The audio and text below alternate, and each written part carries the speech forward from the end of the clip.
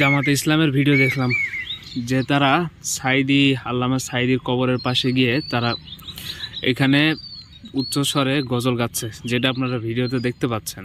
আসলে এটা অনেক মন্দনীয় কাজ, খারাপ কাজ। আপনারা শিক্ষিত লোক এবং আলেম লোক, এখানে মাওলানা তারেক মনোহর, তাকেও দেখলাম, তিনি যদিও হালকা করে চাপাবাজি দেন, কিন্তু তারপরে তার জ্ঞান আছে। তো সেই হিসাবে আপনাদের এই কাজটি করা উচিত হয় না। ফতুয়া স্বামী 6 নম্বর খণ্ডে আছে যে ওয়াইকরহু রফু সদিং দেল কবরি ওলা বিজিক্রি নকরাতিন।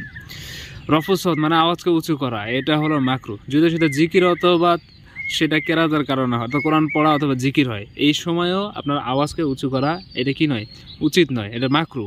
তো আপনারা এই একটা মাকরু কাজকে করলেন। দেখেন সাহাবায়ে কেরাম যারা রসুলের প্রতি অত্যন্ত ভালোবাসা, মানে রসুলের প্রতি অত্যন্ত কী ছিলেন, উদ্গ্রীব ছিলেন, তাকে ভালোবাসতেন, কিন্তু তার মরার পর কি তারা এরকম কোনো কাজ করেছেন বা শানে বা এরকম কোনো কাজ করেছে? সে যত বড়ই ব্যক্তি হোক, আমাদের ভালোবাসা বা মহব্বত আমাদেরকে ঠিক জায়গায় রাখতে হবে। আমাদেরকে এটা লক্ষ্য রাখতে হবে যে দিনের কোনো বিষয়ের ক্ষতি হয়ে যাচ্ছে কিনা, যেহেতু আমরা কুদওয়া, অর্থাৎ আমাদেরকে অনুসরণ করা হয় বিভিন্ন বিষয়ের ক্ষেত্রে। তো আমাদেরকে এই বিষয়টি লক্ষ্য রাখলে সবচেয়ে বেশি ভালো হতো। এইভাবে কারো শানে এইভাবে আপনার উঁচু আওয়াজে গজল গাওয়া, এটা মোটেও ঠিক না, এটা একটা মাকরু কাজ। আর আলেমদের জন্য এই মাকরু কাজটা করা উচিত না। ঠিক আছে, ফি আমানিল্লাহ, খোদা হাফেজ।